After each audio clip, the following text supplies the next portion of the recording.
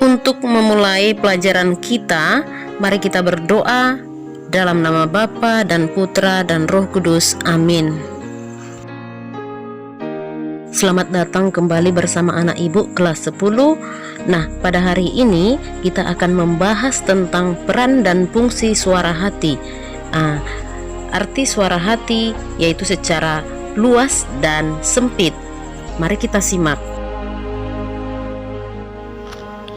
Arti suara hati dalam arti luas, kesadaran moral yang tumbuh dan berkembang dalam hati manusia.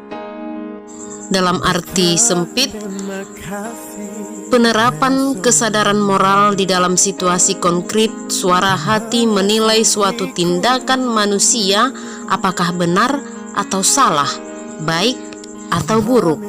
Sekarang kita akan membahas bagaimana cara kerja suara hati. Cara kerja suara hati, sebelum kita bertindak, mengingatkan kesadaran moral, kemudian menyuruh jika tindakan baik, melarang jika tindakan buruk.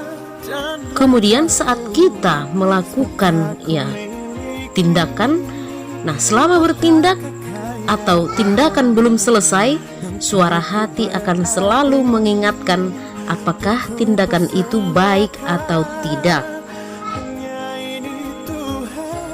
Setelah selesai kita bertindak, suara hati akan memuji, memberi ketenangan, kebahagiaan apabila tindakan kita itu benar. Tapi apabila tindakan kita salah, akan memberikan rasa gelisah dan rasa sedih. Suara hati benar jika sesuai dengan norma objektif, suara hati salah jika tidak sesuai dengan norma objektif. Suara hati yang pasti secara moral dapat dipastikan bahwa tidak keliru, sedangkan suara hati yang bimbang masih ada keraguan.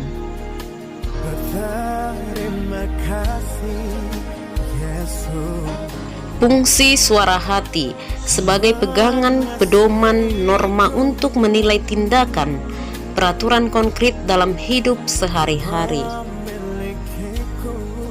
Menyadarkan manusia akan nilai dan harga dirinya.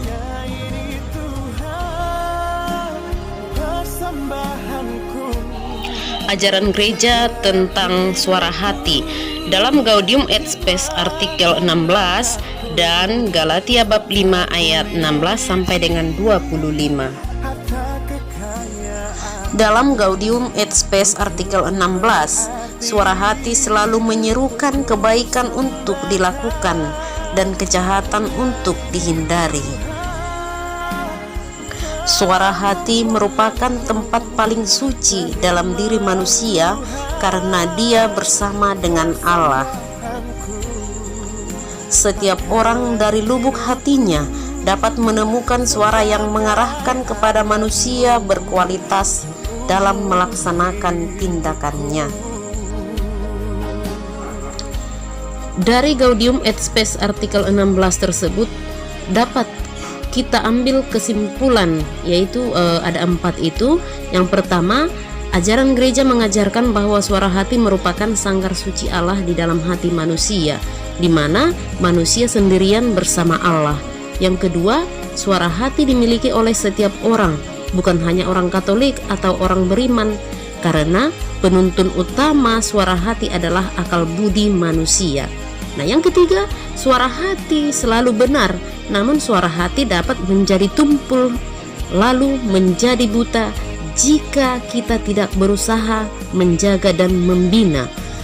Yang keempat, suara hati dapat menjadi tumpul dan keliru apabila terlalu sering dilanggar, kurangnya pendidikan nilai dalam keluarga, kurang berusaha mencari pengetahuan tentang yang baik dan yang buruk, pengaruh lingkungan atau tradisi, adat, budaya, dan kebiasaan masyarakat.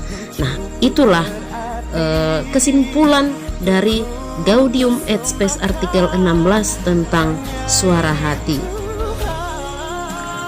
Dalam Galatia bab 5 ayat 16 sampai 25, ada 2 hukum. Di sana ada hukum Allah, yaitu secara roh, Kemudian hukum dosa ya secara daging. Nah, di sana kesetiaan kepada suara hati menjadikan kita untuk selalu mencari kebenaran dan memecahkan persoalan moral dengan bijak. Nah, itulah menurut Galatia bab 5 ayat 16 sampai 25. Sekarang cara membina suara hati. Yang pertama, kita harus introspeksi diri. Yang kedua, mencari keterangan pada sumber yang baik. Sedangkan yang ketiga, mengikuti suara hati dalam segala hal.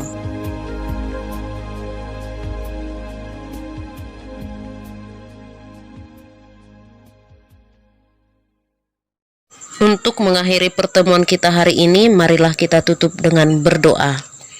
Dalam nama Bapa dan Putra dan Roh Kudus. Amin. Allah Bapa yang Maha Baik, kami bersyukur kepadamu atas segala rahmat dan karunia yang kami nikmati hingga saat ini. Semoga apa yang sudah kami pelajari pada kesempatan ini memberikan semangat bagi kami untuk tetap berbuat baik kepada orang lain.